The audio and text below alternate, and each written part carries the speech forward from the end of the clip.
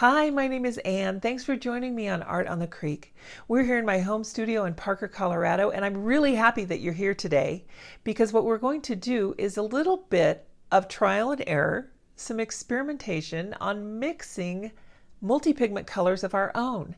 Now, whether you want to create a Payne's gray or you're looking to create something more like a Schmincke super granulation watercolor, any of those paints that are special convenience colors that you tend to gravitate to or that you've had your eye on for a long time, like me, Joyce's Mother Green from DaVinci. Let's see if we can create them on our own, shall we? Here we go.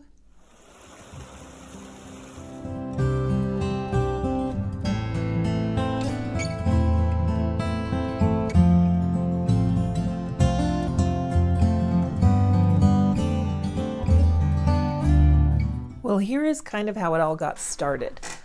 I had a huge creative burst this weekend after I did the review on the Schmincke Glacier dot cards. I had a huge revelation that I wanted to see if I could mix some of them by myself. So what I did was I purchased this on Amazon. I'll put a link to it. It's about the size of your cell phone if you have a very large cell phone. It is, I always do this backwards. It is 3.5 inches by about 6 1/4. And it looks to be about 1/2 inch thick. So it comes with full pans or half pans, and I'll put the link to everything I'm doing here in the description.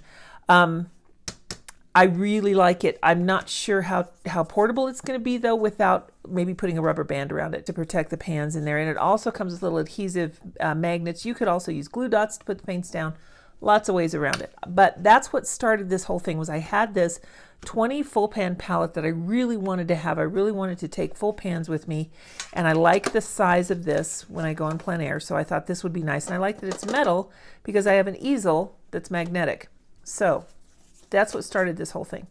And then I got to thinking, you know, there's the DaVinci sample set of dot sets.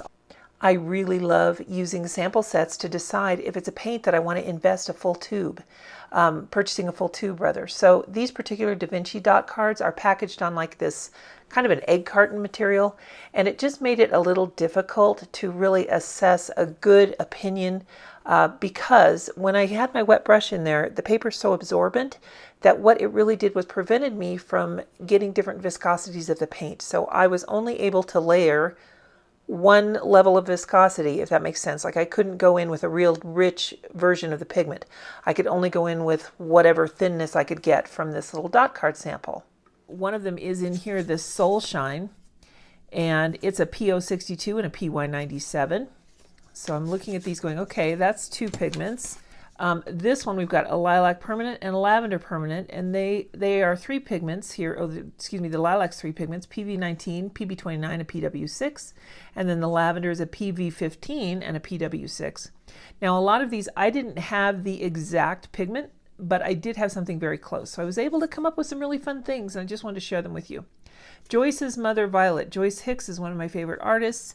She has some signature paints through DaVinci, and she has this one and a Joyce's Mother Green. Those are the ones that I really wanted to do first. PB33, PB15, and PB19, and you see I've already used up the sample. So I'm really thrilled with how these granulate and separate into different colors. And this one you can really see there's pinks and purples and some blues in there that just really looks so nice on a painting. It just, whenever you're using a multi-pigment paint, it can really expand your opportunities as an artist in your expression of what you're trying to say, what message you're trying to say.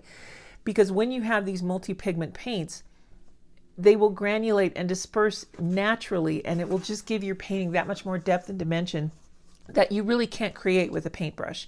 These are really nice to have. But I did mix Sea Glass, PB15 4 and a PG7. This color is absolutely beautiful. I'm really drawn to turquoise anyway, so I really like that one. And then there was another in here that I really wanted to mix. Here it is, the Joyce's Mother Green. Here it is, this one right here. You can't quite see the separation on this paper, but it is a PG7, a PBR7, and a PY42. Really nice. And if all of these pigment numbers are just kind of going over your head, don't worry about it. I'm going to list everything in the description. But when you're mixing, what I want you to have, if you can get your hands on it, a pure pigment set of watercolors. Now you don't have to get a set, just get whatever pure pigments you need. Now the set that I do have is Emission Gold, and I used up some of the paints. That always makes me feel so good when I use up a paint. If you haven't heard the term pure pigment before, all that means is that your tube of paint only lists one pigment. For example, yellow ochre is typically PY42, ultramarine PB29. All of these are pure pigments, and so you can use these to mix the colors in here that I was madly in love with. This is something called a GRIPR, GRBRR or something. It's made by Golden. I really think this is just essential to have in your studio. You've got 4 different sizes of lid. If you are trying to open a paint and just can't get it open, this is a gripper for you. And you just squeeze, hold the lid, and then you can turn the paint very easily and get it open. Also one of these, this is a crimper. You've probably seen them. You can even use this on your toothpaste if you want to, but I've got a tube of gouache here that could stand to be crimped. When you're working with paints, you want to make sure you get every bit out of the tube. So this crimper, and I like the one that has the silicone grip or the rubber grip there so that you don't hurt your hands, although it's not painful in any way. It's just nice to have a little bit of cushion there. So we're going to set the end of the tube in here, and I like to do this when the cap is already on. And then you just turn it away from you, and it keeps that paint until you just meet a little bit of resistance because you don't want to go too far. If you really push it, then you can make it so that when you open this, the paint will just really squirt out. But there you go. You're using up all of your paint. You're getting your every cent's worth of the money that you invest in art supplies. Now this particular tube I got at a small mom and pop shop, and I paid almost $30 for it. You want to use every ounce of it because every penny adds up, right? So that's why I recommend a crimper, and having one of these is just really nice so you don't have to use your teeth, because please don't use your teeth. That's not good. Okay, now without further ado, let me get to the video and then I'll move to a voiceover and we'll come back here and we'll swatch out what we created, what I mixed. We'll compare it to the others and then we'll see how close I got. Are you ready? I'm so excited. Have you guys ever taken children bowling, or do you remember when you were learning how to bowl and they would set up the bumpers for you so that your ball could go left, right, hit the bumpers, and then eventually make it down the lane? That's what this was like. It was kind of like me playing bumper bowl, trying to get these mixes. First of all, I thought, okay, I'm not going to mix in the pans. I'll just mix in this little palette here. That actually made it more difficult. I'm trying to mix the Joyce's Mother Violet. And what I did was look at the pigment information on the card, in the dot card, and then I looked at the pigment information in my single pigment set and tried to match as close as I could come. I did get it too red at first, but then I was able to do it. I was able to get it pink, or excuse me, blue enough, and I decided the best way to do it was to go ahead and just mix it in the pan. When you are doing this, you might want to wear a pair of disposable gloves because you will end up with pigment in your hands. Wear clothing that you're not concerned of, or wear an apron, because it just has a way of getting where you don't want it to go. If you're an exceptionally neat person, maybe you aren't afflicted with that, but I seem to be. So for me, I kind of look like Charlie Brown's Pigpen when I came upstairs, but I was able to get everything cleaned up well. So make sure you have the proper tools. The long skinny metal thing I'm using there, if you've never seen one before, that is called a paint palette. That's really good for mixing. I'm also using series of toothpicks here and there. But this entire page was devoted to Joyce's Mother Violet. And I was able to get it going. I was able to do a really good job. And I noticed that after I let it sit for a while and let it dry, since you're working with these multiple pigments, a lot of my mixes that I thought were off were really pretty spot on. So once you get the general characteristics down, stick with that. Now you could do this a much better way than I did. You could actually write down, you could measure, you could get a food scale and measure grams or other weights. You could measure, grams would probably be your best, milligrams, of how much paint you're putting in, and you could be very scientific about it. I'm not. I was pure trial and error. I was hunt and peck. I was bumper bowl. I was just doing this to try and get something that would work for me. Here I am trying to mix the Joyce's Mother Green. I got it a little too yellow before. One thing that I noticed with the green that was really helpful for me when I was first starting to mix to figure out which pigment to put in first, I wanted to look at the color that was underlying that green. And for me, it was yellow ochre is what I saw. I saw the yellow in there. And that's what I felt was the best color to start with. I was surprised with this one at how much brown was in there. So I think definitely really look at the color under different lights or tip it close to your light so that you can see what you're trying to replicate. Read the pigment information, realize what those colors are. You can even swatch them out individually first to see what they look like so that you can kind of get a gauge as to where you're going to head with your mix. You can see I spilled some there.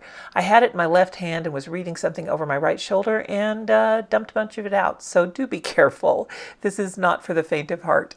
Now I'm going to try and look at that sea glass. It is such a beautiful color. It's so clear and so cool, and I just love it. I love the turquoise.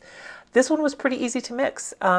Probably because turquoise is one of my favorite colors and I really love making a mix with it. So at first I got it too blue, but then I was able to adjust it. And remember that when your watercolors dry, there is a color shift. So you do want to account for that in your mixing. Maybe before you add more pigment, wait and let your swatch dry to see where you're at. Now these next ones here, I think I'm going to mix a lavender or violet. No, I've got another green going here. Oh, I think this was, I don't know. We'll look at it together and I'll figure out which green it is I'm mixing here. But another one that I really loved and was fairly easy. I had a good time with that one. Now we're going to get into the lilac and the lavender. These were fun to do because I got to get out my white gouache and try and mix that. White gouache doesn't need a lot of pigment to mix with it. I started with a big piece of white in there and a big squirt of white or whatever you want to call that. And then I added the pigment gradually. You might want to try mixing a little bit with white if you're unfamiliar with it. Mix it separately before you commit to the pan because it's just, you need a lot less pigment than you think on these to get them so pale. Now you see I got mine a little bit more richly pigmented, but for my cases, that's going to work just fine. That's the attitude you have to go into this endeavor with is this going to work for me? Is this mix going to be okay? And if it's not, get another pan, split it up, and try and adjust it a little bit and give it a tweak. But you should be able to come up with a mix. If it's not identical to the one that you're trying to replicate, it'll be really close. And I have a feeling that you're going to be very happy with what you create, partially because you're the one that made that mix. I wrote on the sides of these mixes that it was Anne's lavender, Anne's violet. And I will certainly put a note in the palette that these were inspired by the DaVinci mixes so that I can remember where I got that information from. This red that I'm using now, I'm trying to replicate is DaVinci's alizarin gold. I really like that one. I love the warmth in it. And then my camera will die in just a few seconds here. And so I'll be able to show you all of the rest of the colors that I mixed. We'll look at them together and see what we think. So let's do that now. Some days, there's just nothing that cookies and a diet soda can't solve. I'm a very healthy person, but there's room for improvement. I'll just say that much. This is a Kilimanjaro cold press watercolor pad. It's made by Cheap Joe's. They make it in-house. This one's 12 by 16, but I wanted to use this nice big paper here because what I want to do is show you the comparison swatches. So here is the DaVinci Joyce's Mother Violet. And let's take a look at the one I made. Don't they look cute in there? And let's see how close I came. So let's see, mine is this one here.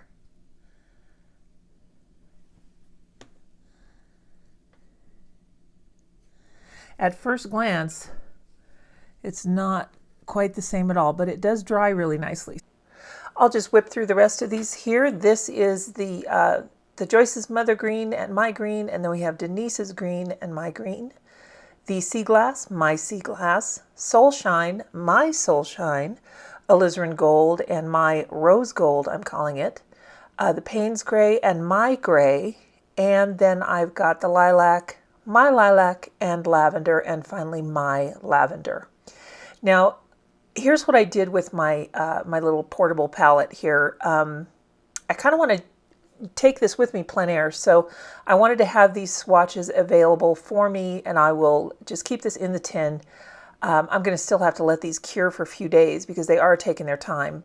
The last one I'm swatching is Anne's Gray. And I think I have a pretty good combination. Just looking at these here, I can tell you these are colors that I will use often in my paintings, and I will gravitate to them. The phthalo blue I don't often use, but it's nice to have it in there as a mixer, and you can certainly neutralize that a little bit. So this is what I came up with mixing the ones that I wanted to get. I'm so thrilled with the way this turned out, and I really hope that you get the chance to do something like this. Here are some slides of each one. This is the Joyce's Mother Violet versus mine, Joyce's Mother Green versus my Mama Green, I'm calling it, and then Denise's green and my Soden green. I really like the blue coming out in that. Sea Glass versus my Sea Glass on the right. And now we have the Soul Shine against my Soul Shine, which I blended on the right there. Now I've got Alizarin Gold with my Rose Gold, I'm calling it. And now the Lilac versus my Lilac. And the way I mixed that one I think will be really well used. The Payne's Gray up against my Gray. The Lavender versus my Lavender.